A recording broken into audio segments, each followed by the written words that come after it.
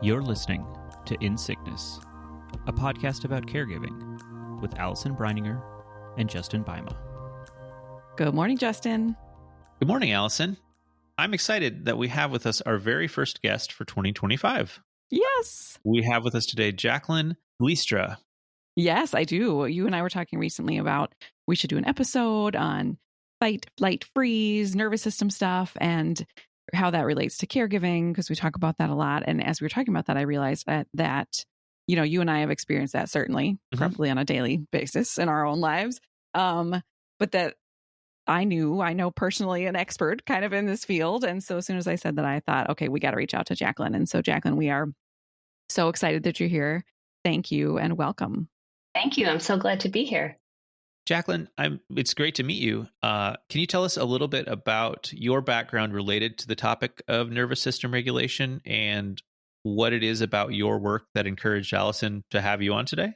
Sure. So I am a certified yoga therapist, and I would say pretty much all of my work is nervous system based. So yoga therapists work with the body, the mind, the sort of energy and breath of our clients. And the nervous system is where all of that intersects.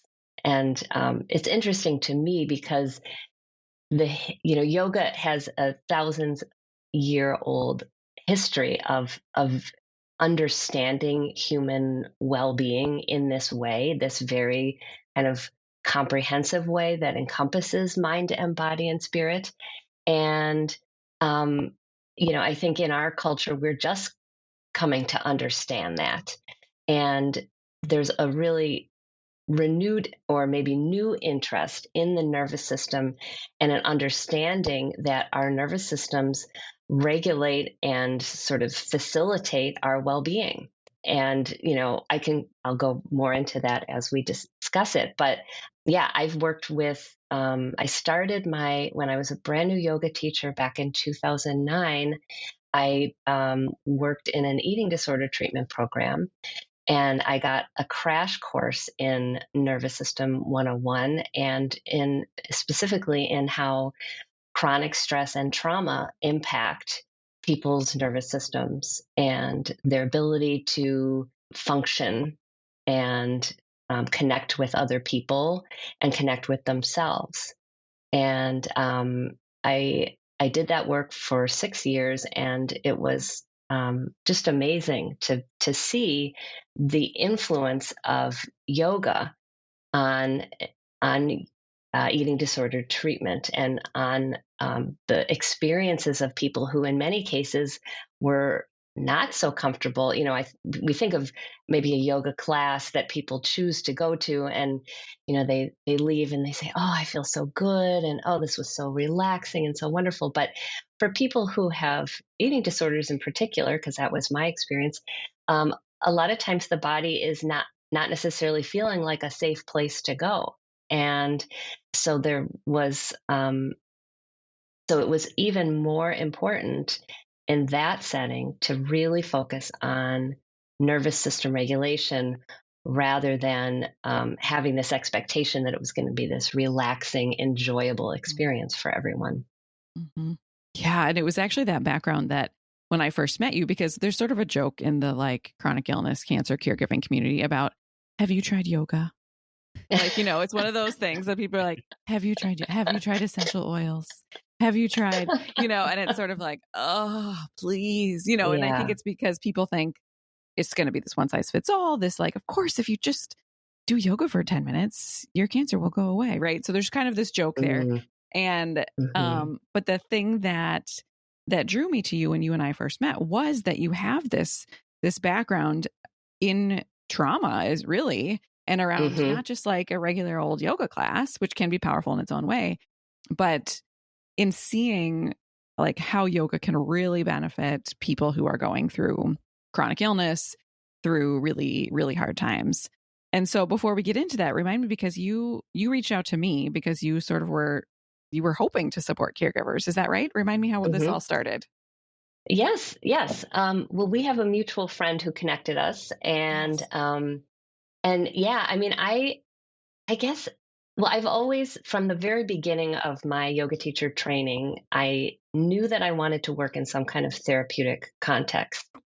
And as I moved through my experience as a yoga instructor and then later as a yoga therapist, I began to see, um, well, for lack of a better term, the negative spaces where yoga or just really other kinds of support aren't showing up to the people who Mm. need it.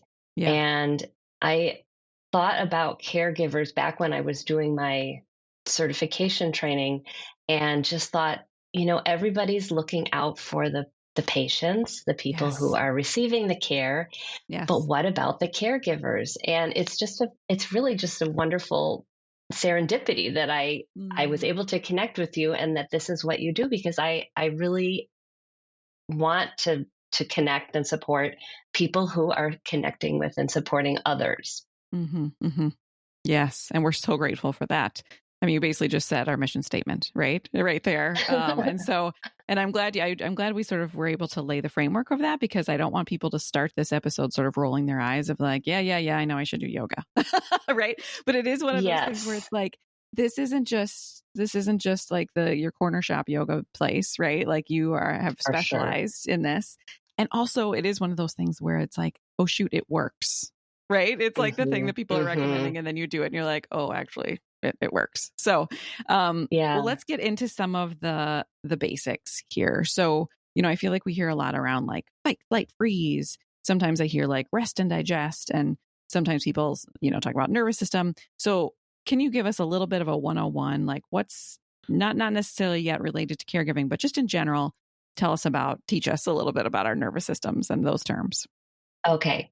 So yes, so the understanding of how our nervous systems work have evolved in recent years. The previous understanding that we all kind of maybe internalized from, science class in high school or just common cultural knowledge is that we had two branches of our nervous system, the sympathetic and the parasympathetic. And sympathetic was fight, flight, and freeze, or fight or flight, and sympathetic was rest and digest. And there was a belief that this was this sort of binary thing. There is now an understanding that it was created by Dr. Stephen Porges, and it's called the polyvagal theory. And he created this theory in his lab work, but it has since been brought to bear on like our just greater understanding of how our nervous systems operate actually, which is that we have something called our vagus nerve, which starts in our brainstem and moves down through our torso. It connects to every part of our internal organs. It regulates our stress hormones. It regulates our heart rate, our digestion, our immune system, and it's controlled by the autonomic nervous system. So this is autonomic means automatic. So this is always happening in the background of our existence. Is our autonomic nervous system is always asking one single question, which is, am I safe? And depending on the answer and that's something that it's not something you're thinking.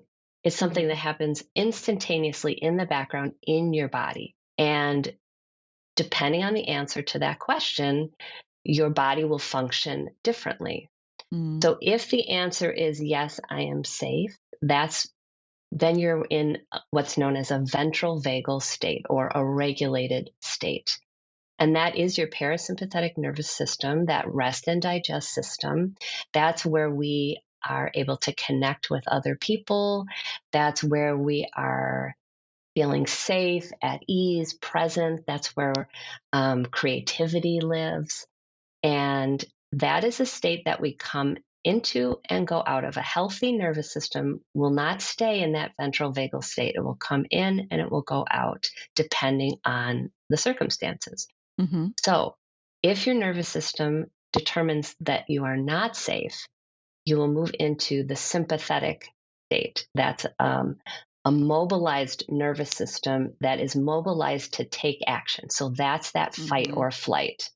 That's also where anger lives, where anxiety lives. That's I'm ready to go. I'm ready to act. And one thing to know about these states is they're not bad. Like we need that. We need to take action. The sort of classic example of our ancestors running from a saber-toothed tiger, that's how our nervous system evolved. But of course, we don't live in that kind of world anymore. So our stressors might be that someone cuts us off in traffic. It might be that we get an email that causes us stress. It could be that we have an argument with a friend or loved one. Those things can trigger that sense of I'm not safe, which again is not cognitive, and put us into that sympathetic fight or flight. Now, what the polyvagal theory tells us is that this is all a hierarchy, meaning like we always go through the same pattern of moving through nervous system states, no matter what the triggers are.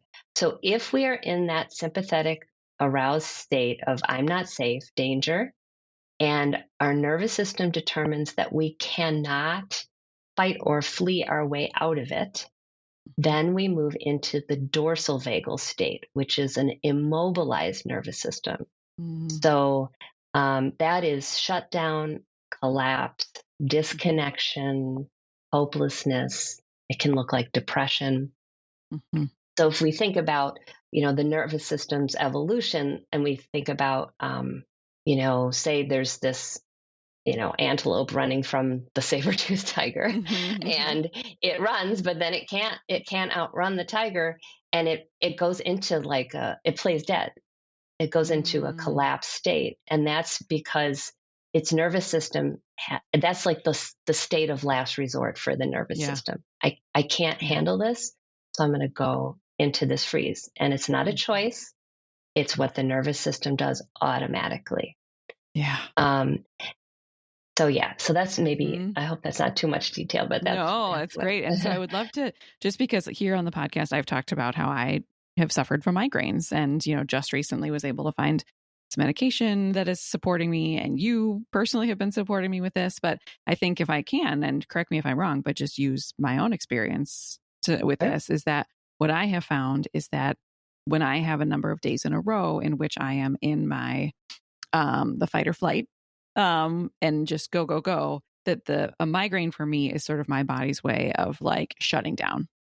It's like, this has been too much, and we cannot anymore. You cannot. And then it's just like the migraine comes on and I just have to stop. Is that, am I accurate? Is that sort of a description of like the hierarchy and the ladder and how that has showed up for me? Yes. Okay. Absolutely. Yep. And I think it's interesting because when I've heard, so there's rest and digest, right? Which is a really healthy sort of, I don't want to say shutdown, but, resting. And then there's and I'm sorry, I'm not great with the terms. Is it dorsal vagal? Is that the one that is like shut down, right? Like, yes. I'm not choosing this. It's like my body is choosing it for me. It's not like, rest. It's like, boom, you have to rest, right? Is that accurate? Absolutely. So there are actually two branches of the parasympathetic nervous system. And one is rest and digest, healthy immune function, all is well. And then the other is the dorsal vagal shutdown. So that's where it's just a little more complicated than it's either rest or digest or fight or flight. Okay. Got it. Jacqueline, there's this statistic that every time I hear you say it, it blows my mind newly. So can you share the 80-20 statistic that you've shared with me before? Yes. So we have nerves that go from body to brain and brain to body. And, we think our brains are in charge and that our body's kind of just following along. But in terms of how our nervous system works, 80% of the information that's being communicated by our nerves is being communicated from body to brain. only 20% of the information is coming from brain to body. So, when we think about like how these practices impact our nervous system, even thinking about a really simple breathing practice called straw breathing, where you blow out through your mouth like you're blowing out through a straw. It's such a simple practice that you can do anywhere. And that's a practice that, of course, is happening in our body. But if you do that, you can notice that not only will it potentially impact your body to feel more calm, more relaxed, but you might also notice that your brain, your thoughts quiet down, or you feel a sense of being more settled.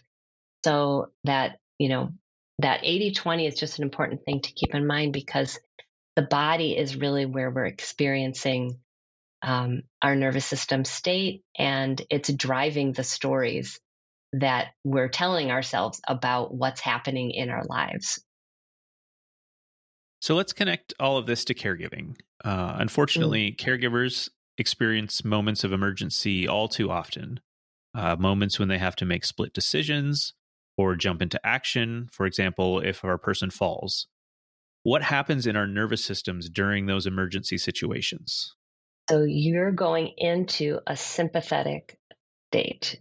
That's survival mode. That's jump into action and take whatever action is needed. And that's, and we can discuss how this plays out when it's chronic. But, ideally, that's a state that you come into and then you go back out of. And I think the tricky part comes when you are constantly exposed to those kinds of stressors and your nervous system doesn't really have a chance to recover. Yeah. Right. Tell us physically, like, what does that feel like? Like, let's say right now, all of a sudden I hear a crash upstairs. I hear that it's Sean, right? I go running, right? And I'm in that thing. What might it feel like physically in my body to be in that state?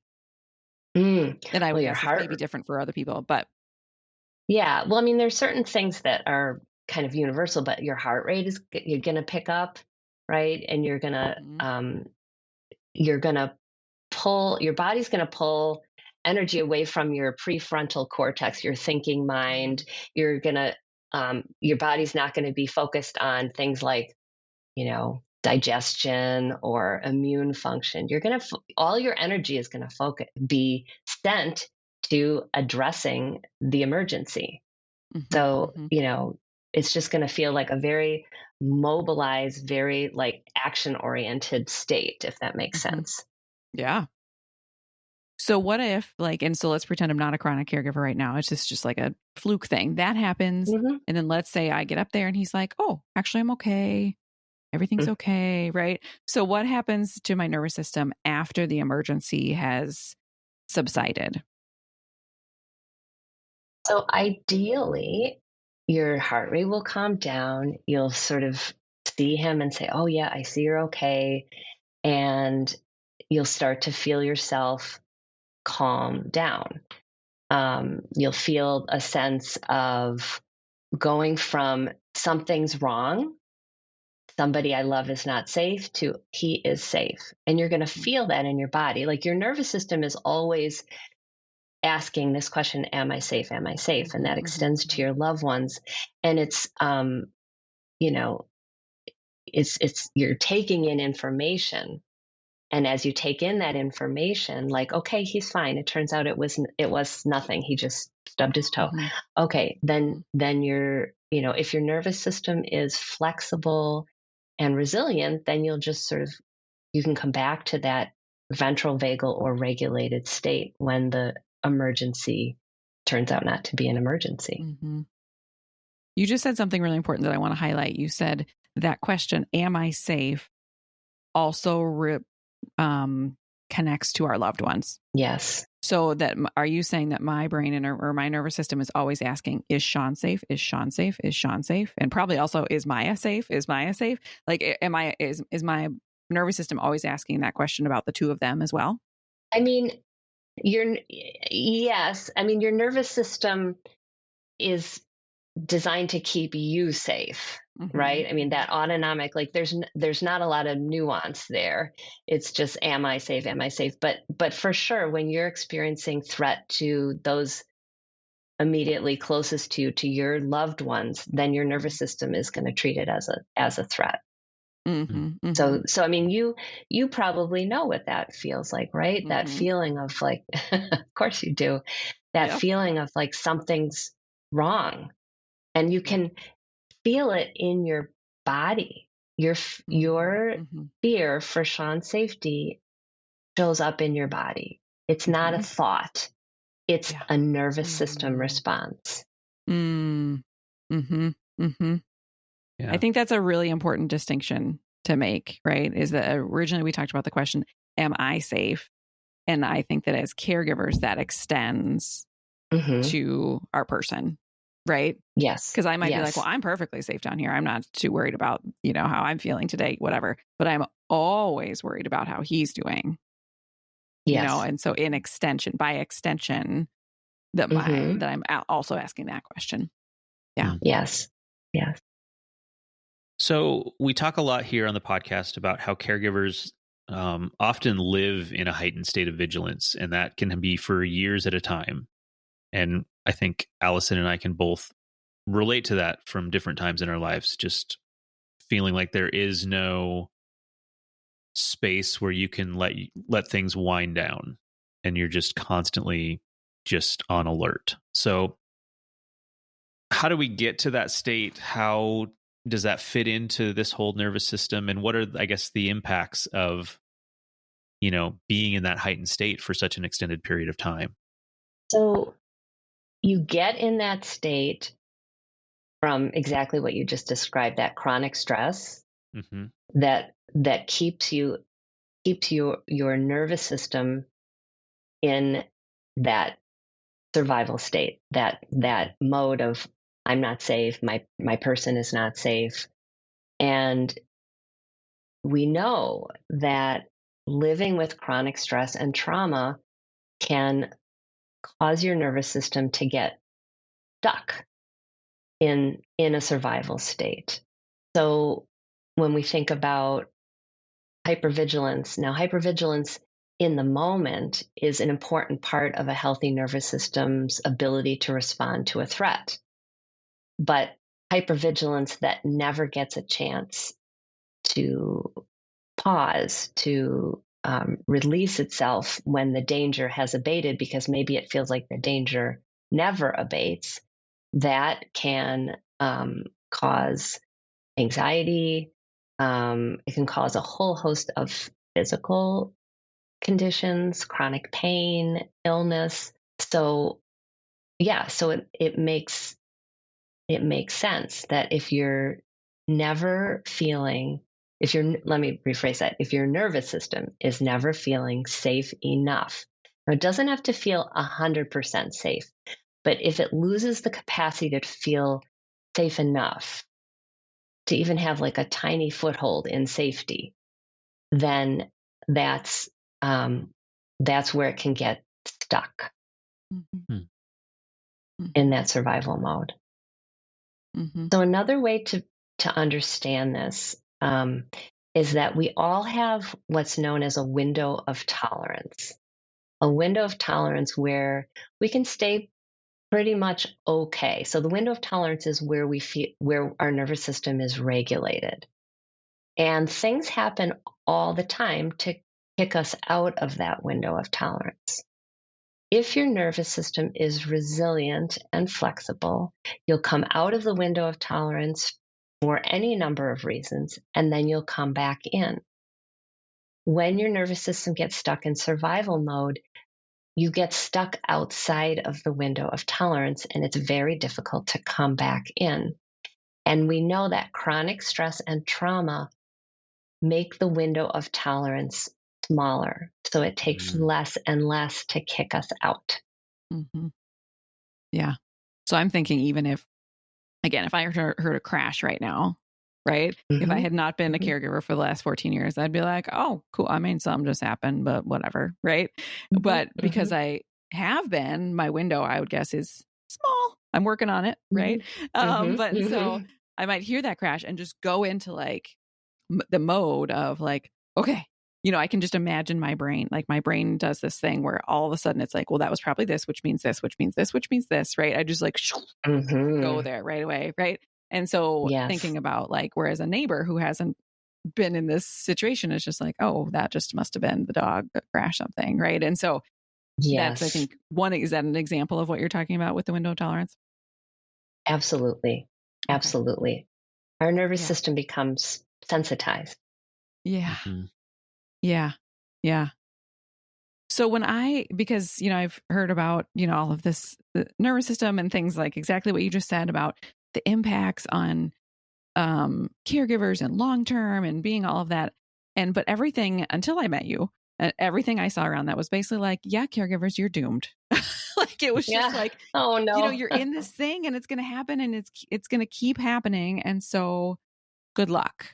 Right. And so it always felt really deflating to me. And so I wonder if just even hearing what you were just saying about like, yeah, when you've been in this for a long time and you continue to be on this, here's what's going to happen to your body, if it is maybe feeling deflating to our listeners. And so tell me, absolutely, is there any hope for those of us knowing that we're in this, most of us are in this for the long haul, right? So our life circumstances are not going to change. And in fact, for a lot of us, it's only going to get harder potentially.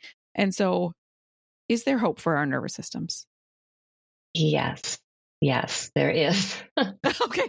We just, everybody just took a big breath there if they didn't stop listening 5 minutes ago. Right. I know. Oh, no, I think I'm so glad you asked that question, because you are not caregivers. You are not broken.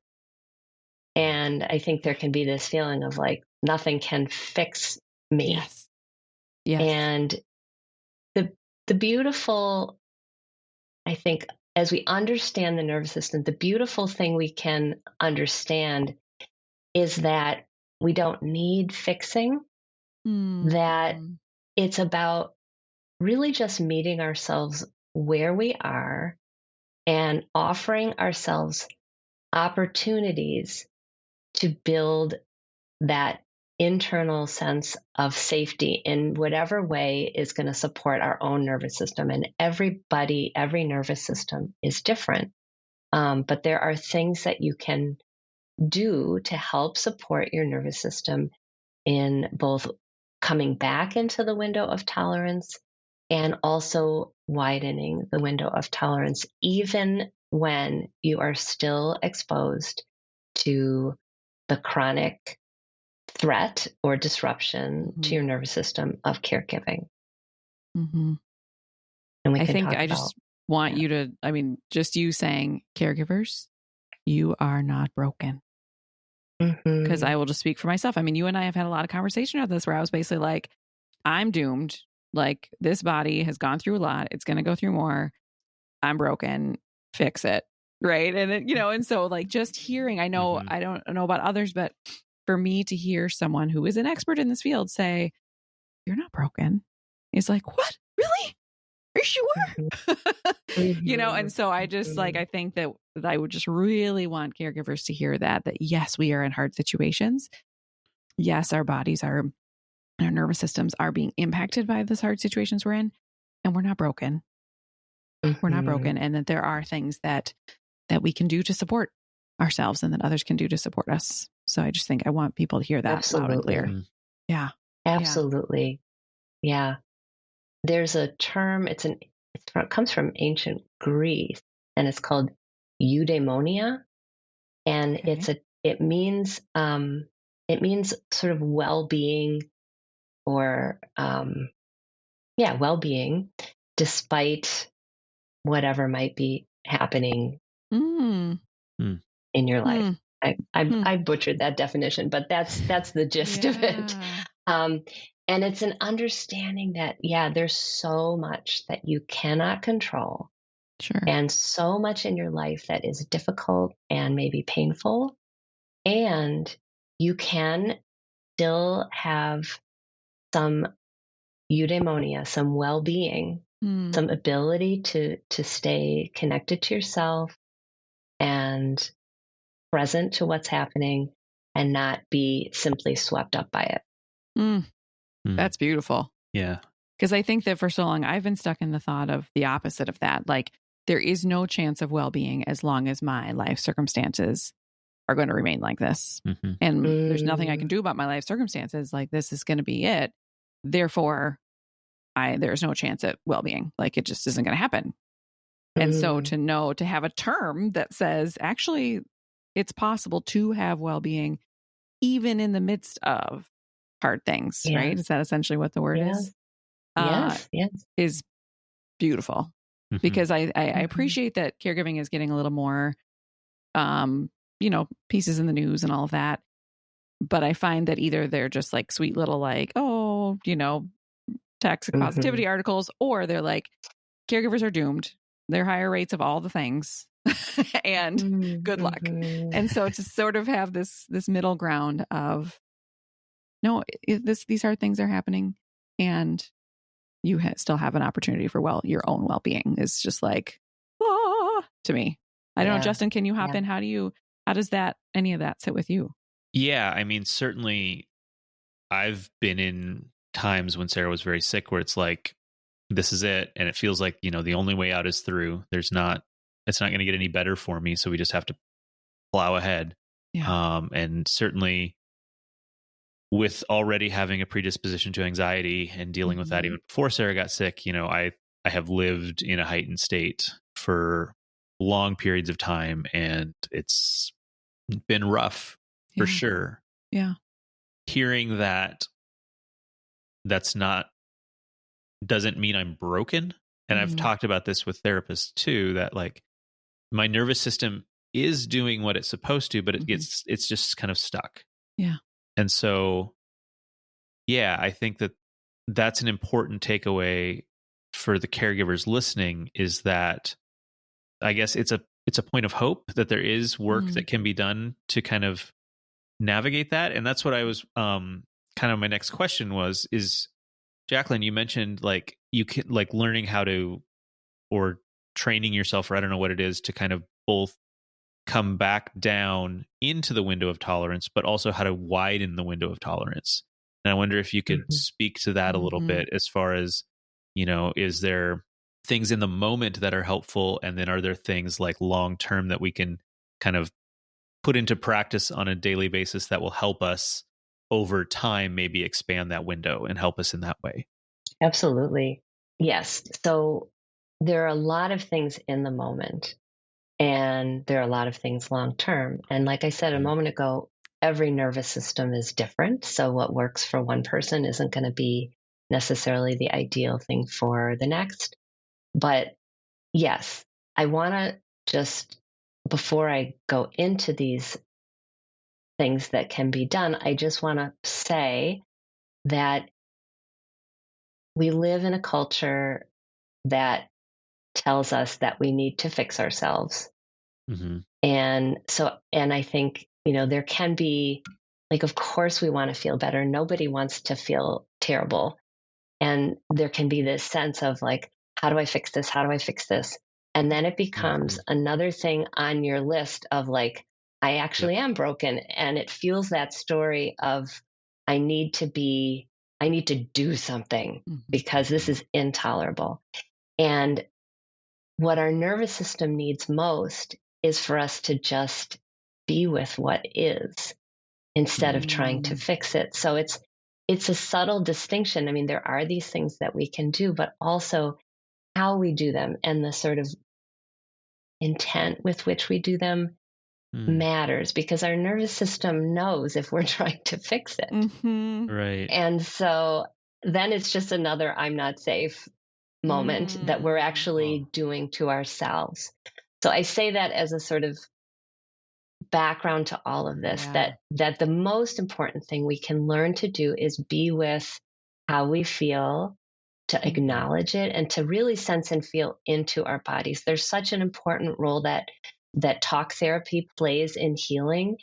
And, my background is in yoga, and this understanding that we leave the body behind at our peril, that we can't really heal without also connecting in some way to our Mm-hmm. bodies. Mm-hmm. Mm-hmm. Yeah. I just, people can't see me, but I'm pointing at myself because that's so me, right? I'm a doer. We talk a lot about the Enneagram here. I'm a 3. And so I'm like, give me the checklist. I'm going to fix it.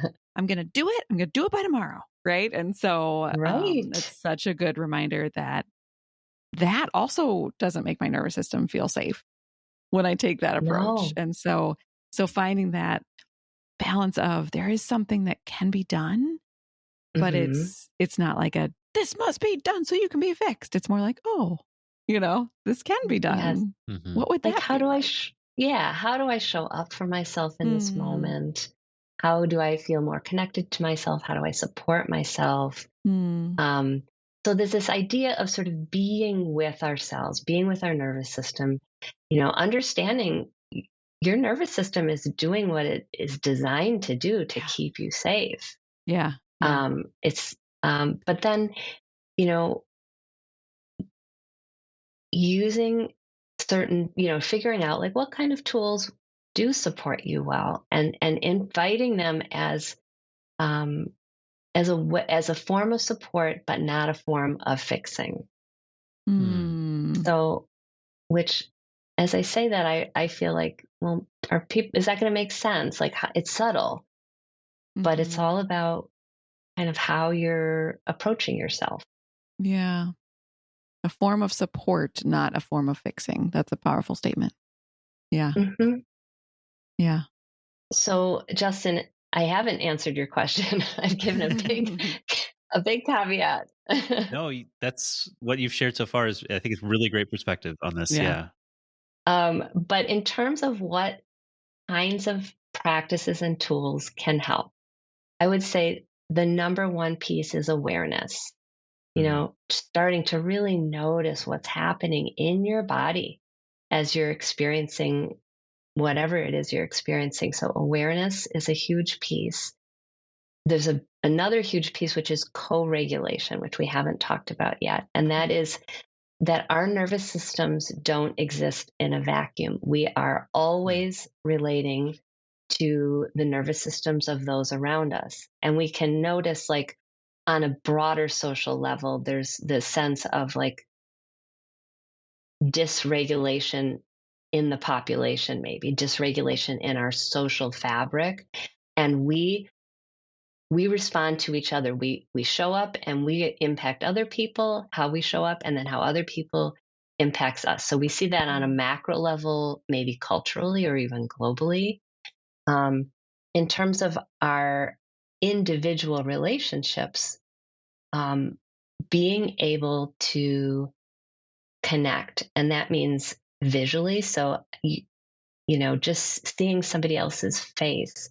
Like, our nervous system takes cues of safety from somebody else's face. What's happening around the eyes? What's happening around the mouth?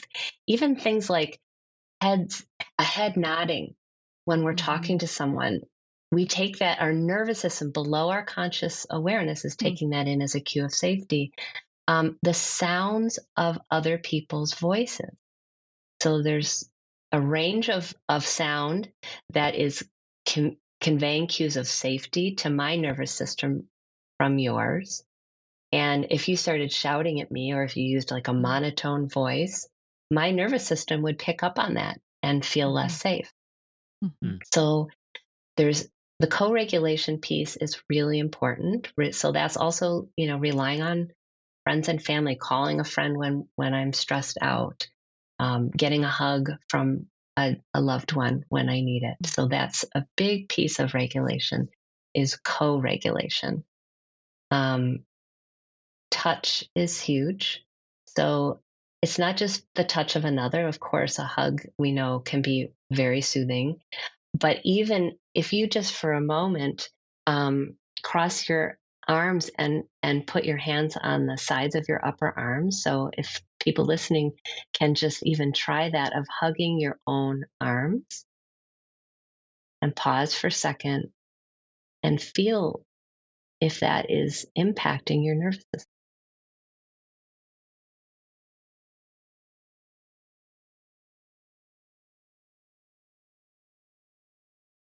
What did you notice?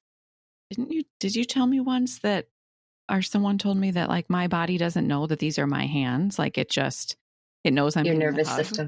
My Yeah. nervous system. Your Yeah, it your doesn't. mind knows it's Yeah. your arms, but your nervous Right. system doesn't, which is incredible, right? Yeah. And We that's talk just because one caregiving is tool. so isolating, right? Mm-hmm. And so even I'm Mhm. thinking sitting in the ER room, sitting in the wherever, being like, it's cold or it's too germy to be out in the world. And so, like, we Mhm. can do this for ourselves. We can provide comfort for ourselves in this simple way. Yeah. Yeah. Hmm. I just want to offer a couple of others just Please. because touch and um, co-regulation are really important, but there's also movement.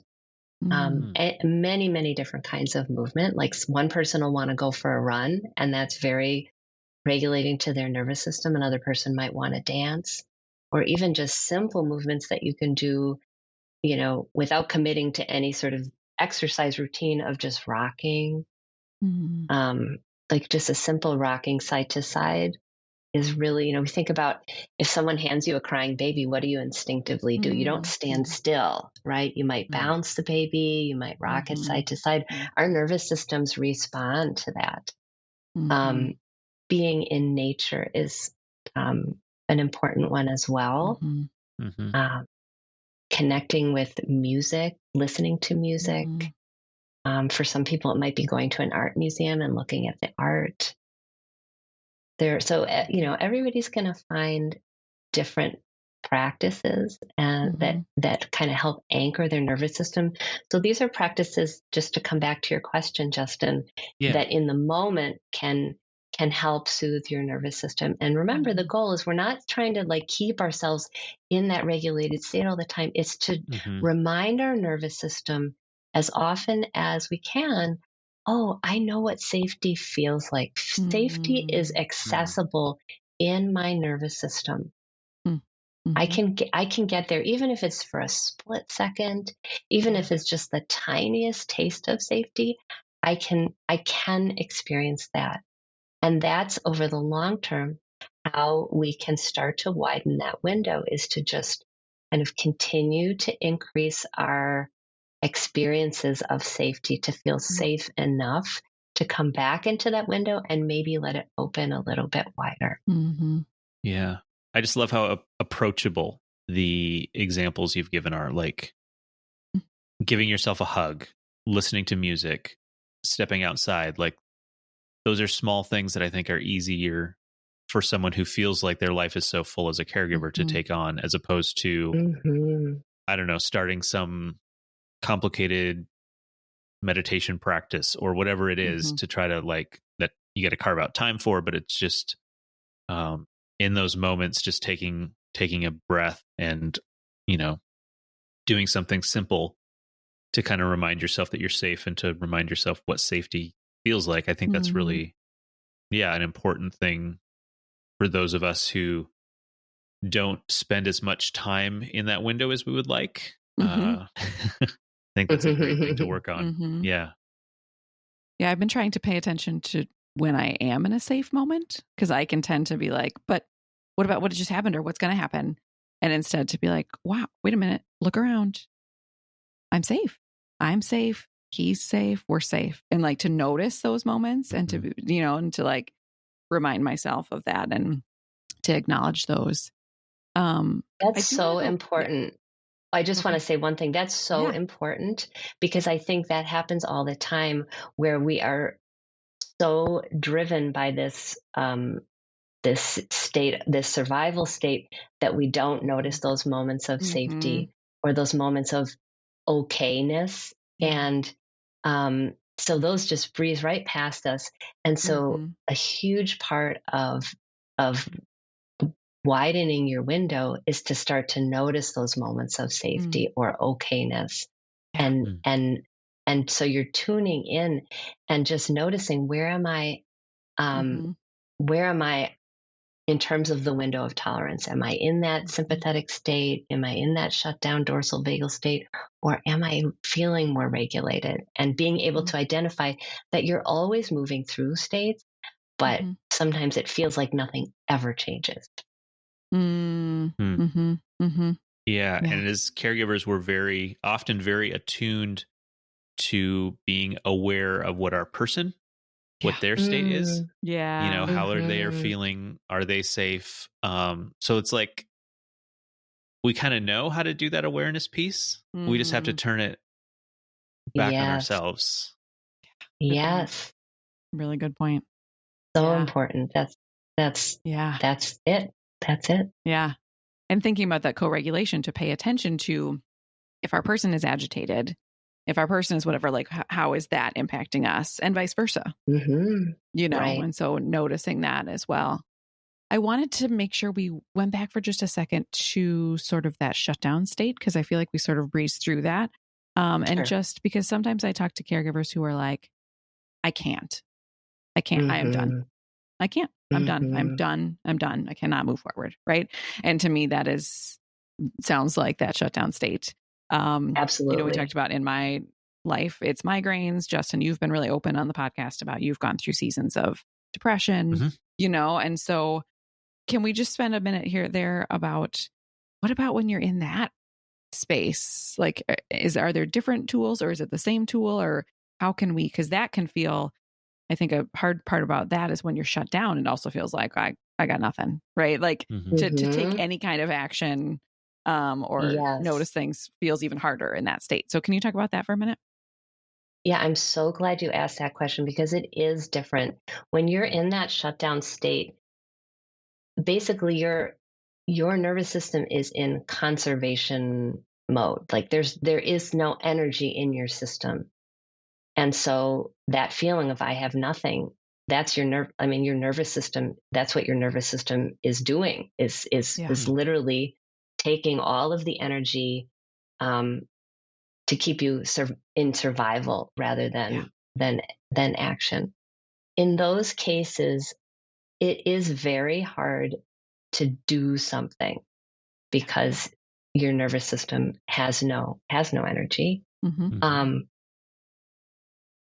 I think the most helpful thing is to think about really small things that aren't necessarily even doing. So, for example, even being able to reflect for a moment on a time when you felt okay or you felt connected to another person. So, for example, maybe, letting someone come and watch a movie with you, or listen, or put on, let someone put some music on that, maybe is soothing, and just allowing yourself to sort of experience that, but not having to like do. So, and sometimes that person is there, sometimes that person isn't there, and even the idea of reaching out feels beyond what you can do. And that's where imagining can sometimes be really powerful. So even imagining sending a text, if sending a text is too much, or just maybe looking out your window and seeing that cars, I don't know where you are, Justin, but where I can look out, I can see cars go by, and just understanding that there's this opportunity to connect, even if I'm not able to do it in this moment. The tiniest shifts. I mean, we're talking imagining texting a friend or looking out your window. Sometimes that's literally all we have capacity for. And that's when we want to just, to plow through and to say, I have to do something now, or to let someone else sort of drag you into that, is just going to kind of keep you pinging back and forth between the sympathetic and the shutdown. Like, remember, the whole idea is that our nervous system is feeling so unsafe that it is going into shutdown mode. So the only way back is through. We have to bring just the tiniest bit of energy back into our system in a way that feels safe enough, and then see if we can mobilize from there. Yeah. I love that. Even like, just even imagine reaching out to a friend, that's like, that feels doable. Yeah. Thank you for that. Mm-hmm. Yeah. So we always like to address supporters here on the podcast. That's could be people living in the lives of caregivers. Could be people like more formal role, like a medical professional, as opposed to friends and family, that kind of thing. So when you think about everything we've talked about, and I know with the co-regulation, I think that certainly plays into this. But what can supporters know or do to help caregivers with this nervous system regulation stuff? I think a really helpful thing for caregivers to know is that you don't have to be perfect at co-regulating. So you want to show up for caregivers and you want to, support them well. And sometimes maybe there can be this feeling of like, well, I don't know what to say. I don't know the right thing to say. I don't know the perfect thing to do. And from the nervous system standpoint, really, we just need connection. We don't need the perfect thing to say, or to be said to us. We don't need the perfect act of kindness. We need connection. And that is what supports our nervous systems in feeling regulated and coming back to regulation. An interesting statistic is that in order to be a good co-regulator, you only need to get it right 30% of the time. Wow. Which is a pretty low bar. Yeah. And I think, in terms of being, I know this wasn't the same question you asked, but just even in terms of being a co-regulator for your person, that's important to know too, because of course you want to support them well, but it's about bringing awareness and even naming it, like, oh, I think when I called the other day and told you should try this, and this, maybe that wasn't so helpful. And I just want to say, like, I'm here for you and with you. And I know that that's what you most need. Mm-hmm. Yeah. Yeah. I think that's because people say that all the time, oh, I'm worried, especially because we do this sort of like education for supporters, which is helpful. But I think it also leaves supporters being like, oh, that means there's a right and a wrong way to do it. What if I do it wrong? And then therefore I'll do nothing. And so that, like, just 30% of the time, right? Is huge. Yeah. Yes. Huge. Yeah. And then to name it too, like to be, when things maybe don't go quite right, to just say, I'm not sure how I showed up for you, but I really want to be here for you. Yeah. Yeah. Beautiful. If I have benefited so much because you and I have been working one-on-one together lately, and it's all virtual, even though we are in the same city. And so you're accessible to people everywhere. If people were interested in, so getting support from you one-on-one, can you talk about, is that accessible, and what's your pay scale option and your accessibility for folks? So I do all of my work virtually. I have a website called yogaforresilience.com. And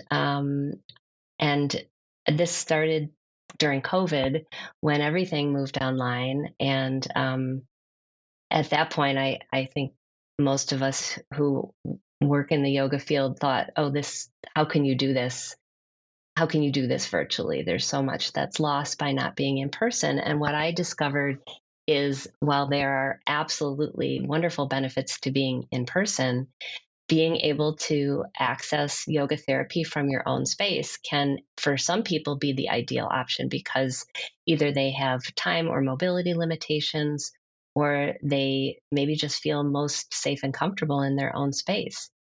So I do my work online virtually, and people can reach out to me through my website. And I do have a pay what you can option. So my rates are listed on my website, but I really want to make sure that I'm not turning people away if they can't pay the full rate. So I encourage people to look into that, and they have the option to choose their own rate. That's great that you can offer that. And thank you. I don't know. Just thank you so much for being here. This has been a great conversation just for me to listen to with how I deal with this in my own life. I'm looking forward to kind of taking it all in again as I go through and edit the episode. And I think this is going to be a good conversation for our listeners. So thank you for taking the time to be here.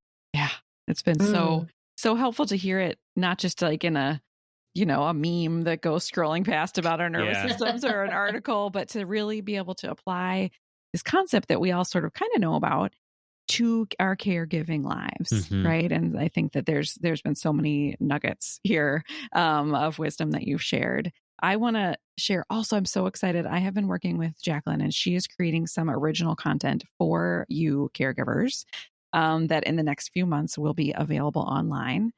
And so when you think about even those moments that when you're in the ER or when you're so down that you're like, I can't even access anything, that soon you will be able to, at the push of a button, have some access to Jacqueline herself and some of her tools. And so we are really grateful that you have agreed to do that. And we're excited to release those in a couple of months. So thank you for the work that you do, but also for the work that you do for caregivers and for seeing us in this way. Oh, I'm so glad to be able to do this and so happy that we've connected, Allison. Yeah, absolutely. Wonderful. Well, I think this probably won't be the last we'll hear from you, and we're grateful for all the wisdom you shared with us today. So thanks so much. Thank you for having me. All right. Bye-bye. Okay. Bye. Bye. You've been listening to In Sickness. Find us online at insickness.care or on Instagram at insicknesspodcast. You can send your questions and comments to insicknesspodcast@gmail.com. If you enjoyed the show, please share it with a friend or fellow caregiver, or leave us a review on Apple Podcasts. Thanks for listening, and take care.